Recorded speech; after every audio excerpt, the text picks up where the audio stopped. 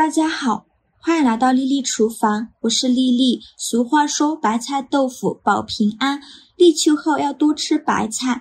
今天用一颗白菜和一块豆腐来分享一个非常营养又好吃的做法，出锅比吃补药还补。我家一周吃7次，营养又解馋，一起来看看我是怎么做的吧。首先我们准备一颗大白菜和一块老豆腐，我们先把豆腐放一旁备用，接着来处理白菜。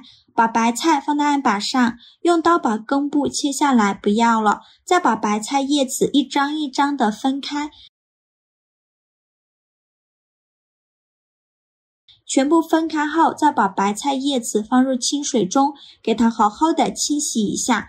特别是白菜的根部这里，有一层又滑又黏的膜，有人说这是白菜在生长过程中积累下来的脏东西。大家知道这是什么吗？反正我不知道，一定要给它清洗干净。洗净后，控水捞出，放到菜篮子里边。然后再像我这样把白菜帮对半折过来，然后给它掰成小段。做这道美食呢，白菜用手撕比用刀切，吃着会更美味。全部撕好后，先放一旁备用。接着来处理老豆腐，把老豆腐放入大碗中，往里边加勺食盐，倒上的开水没过豆腐，把豆腐烫一下，这样可以去除豆腥味。豆腐的几个面都要给它烫一遍，大概需要烫1到2分钟左右。烫好后，再把豆腐取出来，先给它切成厚片，厚度约1到2厘米左右。切好后，再改刀切成长条，最后再切成小方块，也不用切得太小，像视频中这样就可以。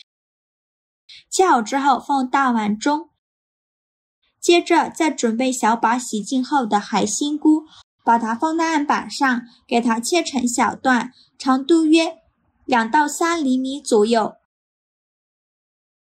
全部切好之后放入盘中，再准备2根火腿肠，给它切斜刀切成小块，切好后放入盘中。再准备一块生姜，先给它切成薄片，再切成细丝。切好后，再准备几根小葱，给它切成葱段。全部切好之后放入盘中。接着再准备4个鸡蛋，把它打入大碗中。鸡蛋的量呢，根据家里人的数量来定。鸡蛋打好后不用搅散，先放一旁备用。起锅烧热，放少许油，油热后倒入鸡蛋，用中小火慢煎，先给它煎2分钟，把底部煎至金黄。中途可以像我这样晃动一下锅，让鸡蛋底部受热均匀。2分钟后，用铲子给它翻一下面，再煎2分钟，把另外一面煎至金黄。2分钟后再给它翻一下面，煎至2面金黄，像这样就可以出锅了。再把它盛出来，放在案板上，先用刀给它切成长条，宽约2到3厘米左右。切好后再改刀切成小方块，也是宽约2到3厘米左右。全部切好之后放入盘中，先放一旁备用。锅底留少许油，油热后放葱段和姜丝，用铲子翻炒一下，给它翻炒出香味。炒香后再把鸡蛋放进来，然后再根据家里人的数量倒入上的开水。这里呢一定要加入开水，这样煮出来的汤汁才会浓白。用铲子搅拌一下，开大火烧开。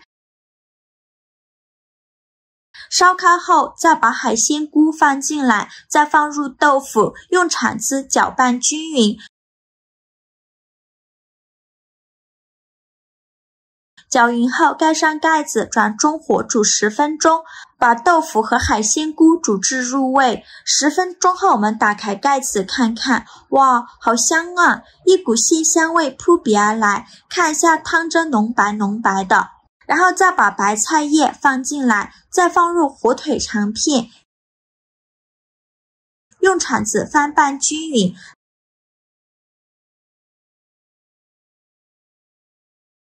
拌匀后再开盖煮5分钟，把白菜煮熟，煮至软烂。5分钟后用铲子搅拌一下，现在的白菜已经彻底的煮熟了。再来调一下味，加入2勺食盐，再加入适量的胡椒粉，其他任何调味料都不用放，继续用铲子翻拌均匀，再翻炒1-2分钟左右。拌匀后就可以出锅了，再把它盛出来放大碗中，再撒点枸杞点缀一下，这样吃着会更加的营养。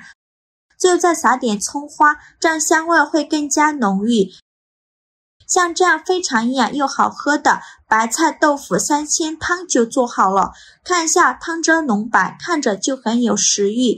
当热气腾腾的汤碗端到面前，那股鲜香之气扑鼻而来，白菜经过炖煮，释放出了淡淡的清甜，豆腐吸收了汤汁的精华，每一口都饱含着醇厚的鲜，再加上海鲜菇和火腿肠，那鲜美的层次就更加的丰富了。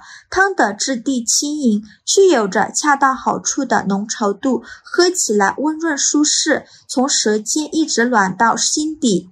这道白菜豆腐三鲜汤，无论是味道还是口感，都堪称一绝，是餐桌上不可多得的一道菜肴，喜欢的朋友快试试吧。好了，今天视频就分享到这里了，这个视频麻烦您帮忙点个免费的小红心，下次不会做还能找到我，非常感谢大家的支持，我们下个视频见，拜拜。